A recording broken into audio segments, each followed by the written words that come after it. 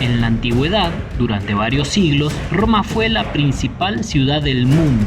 Fue la máxima potencia militar, económica y cultural.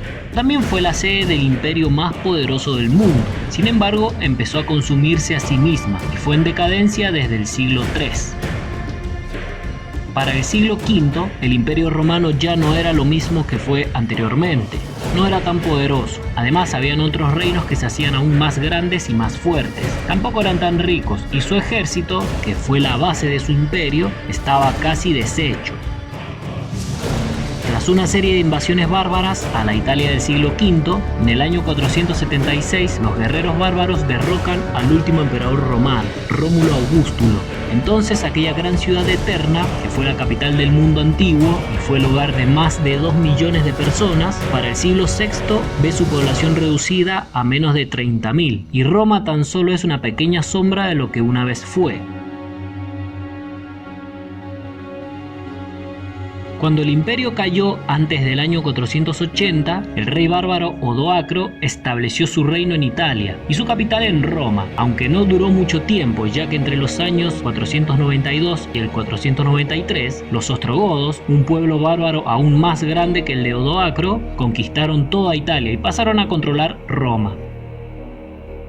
Los ostrogodos tuvieron que luchar con el Imperio Romano de Oriente, que a diferencia del Imperio Romano Occidental, este sí estaba fuerte y estaba en condiciones de seguir luchando contra cualquier enemigo invasor. Tras varios años de lucha por adueñarse de Italia, los romanos orientales, más conocidos como los bizantinos, logran quitarle a los ostrogodos varios territorios de la península itálica, entre los cuales se encuentra la ciudad de Roma, y es así que se crea el exarcado de Rávena, es decir, la provincia bizantina de Italia, la cual tiene sus propias subdivisiones, y una de ellas es el Ducado de Roma, que es la propia ciudad y sus alrededores. Con la caída del Imperio Romano de Occidente, el fin de la antigüedad y la formación de los estados feudales por toda Europa, empieza la Edad Media. Entre todo esto, Roma se ha convertido en un lugar muy peligroso para vivir. La ciudad ha caído en la muy extrema pobreza y el nivel de vida es muy bajo. Mientras la ciudad de Roma decae y empeora aún más, Constantinopla, que se podría decir que es la Roma oriental, la capital de Bizancio, no hace más que florecer y mejorar cada vez más, pero sigue una cultura muy diferente a Roma, a Occidente. Allí los eclesiásticos empiezan a cambiar su terminología, sus palabras, al griego. Antes hablaban el latín, el idioma de los romanos, de los verdaderos romanos.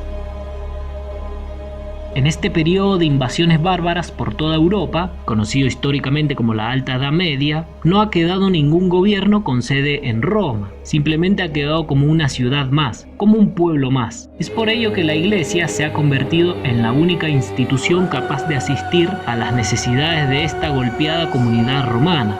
Es así como los romanos se vuelven totalmente dependientes del Papa y de la Iglesia. Es el único poder y la única figura de autoridad que ha quedado. El obispo de la ciudad se ha convertido en la cabeza de Roma, por lo tanto la iglesia acaba tomando el papel de gobierno y empieza a supervisar las cosas que la gente necesita para vivir: el agua, los alimentos, la seguridad. Poco a poco, la iglesia empieza a ser la figura del Estado. A mediados del siglo VI, una nueva tribu de origen germánico se adentra en Italia y se apodera de una gran parte de ella. Son los lombardos y se establecen en la península. Sin embargo, hay territorios que no han caído, por lo que siguen bajo la administración del Imperio Bizantino. Entre ellos está el Ducado de Roma. Las grandes familias de origen bárbaro pretenden controlar Roma y sin una protección adecuada, esta ciudad podría caer en cualquier momento, pero solo el papado puede salvar a la ciudad. Para finales del siglo VIII, los bárbaros ya llevan 3 siglos luchando por apoderarse de las ricas ciudades italianas. Roma es una de ellas, y si bien la realidad es que ya no es tan rica como antes, ni siquiera es la más rica de Italia, como podría ser Venecia o algunas ciudades costeras del sur, Roma es simbología pura, es la historia. Se trata de una ciudad de grandes historias y grandes leyendas. Por ello son muchos los caudillos guerreros que la quieren conquistar, y el papado es el único obstáculo. En el año 751, el rey lombardo Astolfo se apodera de Rávena y con ello termina con el exarcado de Rávena, la provincia bizantina en Italia, mientras que el Papa asume el gobierno del Ducado de Roma, el cual pasa a ser denominado por ellos como Patrimonio de San Pedro, por lo que todas estas tierras pasan a estar directamente gobernadas por el Papa de Roma, las cuales con el tiempo pasarán a ser conocidas como los estados pontificios o los estados papales, aunque reconociendo al emperador bizantino como su real rey. Sin embargo, como el ducado de Roma había sido parte del exarcado bizantino, también es reclamado por Astolfo. Esteban II es elegido Papa de Roma en el año 752. Inmediatamente decide negociar una tregua que duraría 40 años con el rey Astolfo, pero el rey de los lombardos rompe el pacto a los 4 meses. Además, en junio de este mismo año, marcha hacia Roma para reclamarla y establecer impuestos allí, pues sabe que Roma ya no está en condiciones de defenderse, no tiene ejércitos ni fuerzas militares. Lo único que puede hacer el papado es tejer alianzas. Solo siendo un hábil diplomático podrá salvar a Roma, por lo que el Papa Esteban II le solicita ayuda al emperador bizantino Constantino V, pero este solamente le envía una carta a Astolfo para que restituya los territorios imperiales de los que se había adueñado, y al ver que de poca ayuda es el imperio bizantino, el sumo pontífice opta por obtener la ayuda de los francos, y por ello se pone en contacto con uno de los jefes del reino franco, el mayordomo de palacio Pipino III, más conocido como Pipino el Breve. Es entonces que realiza un viaje hacia el reino de los francos, en la actual Francia. Pipino es un mayordomo de palacio, es algo así como un primer ministro, y ve al Papa como un potencial aliado político. Entonces envía a 2 emisarios para escoltarlo. Al llegar a la reunión, el Papa es recibido cálidamente y amigablemente por Pipino, a quien le pide ayuda para terminar con la amenaza de los lombardos. Entonces Pipino se compromete a luchar contra los lombardos y luego conquistar sus territorios para entregárselos de nuevo al Papa, y con ello obtener un gran aliado en Italia. Si bien no se trata de un gran aliado militar, se trata del mejor de los aliados políticos. Es ni más ni menos que el representante de los cristianos. A finales de julio del año 754, el Papa le otorga a Pipino y a su familia un título que usaban antes los exarcas bizantinos, patricios de los romanos, dándole así una legitimidad especial a su dinastía, la carolingia. Esto como recompensa por actuar de su lado, pues los francos ponen las fuerzas militares y el papado pone la palabra de Dios para hacer y deshacer cargos políticos.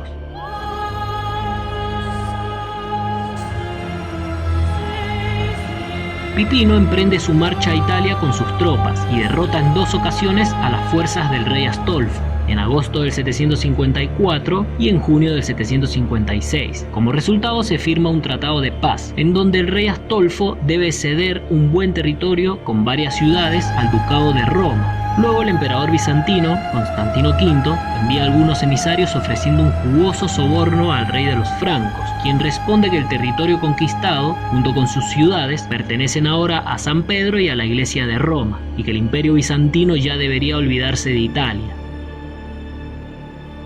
El abad de San Denis, Fulrado, toma posesión de las ciudades conquistadas y coloca las llaves en el altar de San Pedro, junto a un documento conocido como la donación de Pipino. Sin embargo, el Papa no descarta al emperador bizantino como aliado y lo sigue tratando como si fuera el soberano formal del territorio. El papado, al no tener ejércitos y al estar en un mundo peligroso, debe jugar sus cartas con inteligencia. Lo debe hacer con la diplomacia y no con la fuerza. El nuevo rey lombardo es Desiderio, y este decide invadir a los estados pontificios, los territorios del Papa. Es entonces que Adriano, elegido Papa en el año 774, solicita la ayuda de los francos y su nuevo rey, Carlos, quien en el futuro será conocido como Carlomagno. Este rey, siendo fiel a las políticas de su padre, Pipino, pero siendo aún más intenso, responde inmediatamente al llamado del sumo pontífice y llama a su ejército a las armas. Carlomagno consigue restituir los bienes de la iglesia y le promete al Papa la anexión de más territorios, aunque esto no será cumplido. Aún así, la mayor parte de Italia central pasará a estar bajo la administración de los clérigos. La conquista del reino lombardo por Carlomagno lo coloca en un plano muy diferente, algo que no se ve desde los tiempos del Imperio Romano. Ahora tiene mucho más territorios. ha anexado territorios italianos. Se trata de un monarca guerrero, y no solo se trata de un rey de los soldados, pues está a punto de convertirse en el rey del pueblo, y sus nobles también lo respetan. Todas estas cualidades no harán más que limitar las aspiraciones expansionistas de todos los nobles vecinos, entre los cuales se encuentra el papado. En medio de una procesión celebrada el 25 de abril del 799, los romanos atacan y secuestran al Papa León III, a quien le cortan la lengua.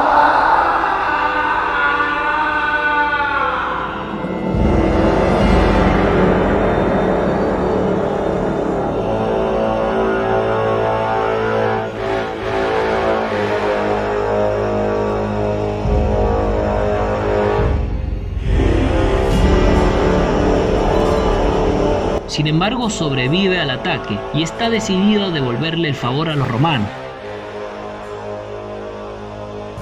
Debido al hecho de que no tiene ningún ejército, León III sabe que necesita de una protección adecuada, y para ello primero tiene que encontrar aliados, por lo que simplemente escoge al más poderoso de Europa Occidental, a Carlomagno, el rey de los francos. Carlomagno es conocido por sus hazañas militares y sus conquistas en Europa Occidental. Incluso ha forjado un enorme imperio europeo. El día de Navidad del año 800, el Papa invita a Carlomagno a reunirse con él en la ciudad de Roma, la ciudad santa. Lo hace para ofrecerle un trato espectacular, uno nunca antes visto en la historia de la política, uno que beneficiaría a ambos, pero mucho más al rey de los francos, pues la intención del Papa es coronarlo como emperador Augusto, es decir, como un legítimo emperador romano, lo cual continuaría con el legado del antiguo imperio, el antiguo imperio romano. El rey Carlomagno ya tenía un gran ejército continental, pero no había sido legitimado por Dios. Además, la idea de continuar con el legado de la vieja Roma es algo que cualquier rey militar no debería dejar pasar, por lo que acepta el trato del Papa, y de esta manera, a los ojos de Dios, no tendrá rival alguno. Ahora Carlomagno asume un nuevo papel a su cargo, el de defensor de la fe cristiana, y por lo tanto, también de Roma. Y así comienza la construcción del poder romano en Europa, en una Europa medieval y con una Roma que no tiene poder militar. Es un poder que ha sido construido de manera muy inteligente. Ahora, cada vez que alguien quiera atacar Roma o conquistarla, deberá enfrentarse primero al emperador europeo más poderoso. Con la coronación de Carlomagno como Imperator Augustus Romanorum, que significa emperador augusto de los romanos, también se convierte en emperador de todos los cristianos. Por lo tanto, el Estado, el imperio, se une a la Iglesia. La Iglesia y el imperio quedan unidos para siempre. A pesar de que el poder del rey Carlomagno, ahora emperador, es temporal y terrenal, con la legitimación eclesiástica, el poder también se vuelve divino y ya no puede ser cuestionado. La coronación del rey de los francos como emperador augusto de los romanos provoca que el papado se distancie aún más de la iglesia bizantina, una relación que se ha venido deteriorando con el tiempo, pero ahora el asunto es personal, ya que Carlomagno es el único emperador cristiano legítimo, lo que lo pone en rivalidad directa con el emperador de los bizantinos. Cuanto más crece el poder de Carlomagno, no solamente crece el poder de su imperio, también crece el poder de Roma y también crece su rivalidad con el emperador bizantino, quien gobierna desde Constantinopla como un emperador cristiano romano, lo que marca el principio de la grieta entre estas dos iglesias, la de Occidente o la católica, con la de Oriente o la ortodoxa. Con la coronación de Carlomagno como emperador por parte del Papa, su reconocimiento como soberano político sobre Roma queda bien patente, por lo que ahora es Carlomagno el verdadero rey del territorio romano y el Papa es el que empieza a gobernar estos territorios pontificios. Al morir Carlomagno, el nuevo emperador es Luis, es más conocido como Ludovico Pío, y la relación entre el Papa y él queda pactada en el año 816 con el Pactum Ludivicianum, en el cual se definen los territorios, la jurisdicción y la autoridad papal. Además se reconocen las elecciones papales libres y en caso de ser necesario, el emperador puede intervenir militarmente, si es que el Papa se lo pide. La Constitución romana del 824 supone la afirmación de la soberanía carolingia en los territorios papales, por lo que el coemperador Lotario, el rey de la Francia Media, pone bajo el control imperial los actos políticos y administrativos del Papa, con la presencia permanente de 2 missi dominici. Además, el sumo pontífice está obligado a un juramento de fidelidad hacia el emperador antes de su consagración, así también como el emperador está obligado a ser fiel a Dios y al papado. Años más tarde, el hijo de Lotario, el emperador Luis II, decide ir mucho más allá políticamente que sus antecesores, por lo que busca intervenir en las elecciones papales. Quiere ejercer control sobre la política interna de Roma y también quiere instalar en el territorio a vasallos imperiales. Además, con el control imperial sobre el papado, el rito de la unción de la coronación imperial de Luis II, a mediados del siglo IX, marca el inicio de una constante a lo largo de la Edad Media y de la Edad Moderna. Unos ritos que solo pueden hacerse por el Papa, en Roma, y solo si el coronado ha llevado antes el título de rey de los romanos. A partir de ahora, quien quiera que tenga la ambición de ser coronado emperador por parte del Papa, previamente tiene que tener el título de rey de los romanos por parte del Papa. En el año 855, con la abdicación y la muerte de Lotario, Luis II, que ya es rey de Italia, no obtiene ningún territorio al norte de los Alpes y al quedar como soberano italiano, empieza a identificarse el título imperial con una parte de Italia, el Reino de Italia.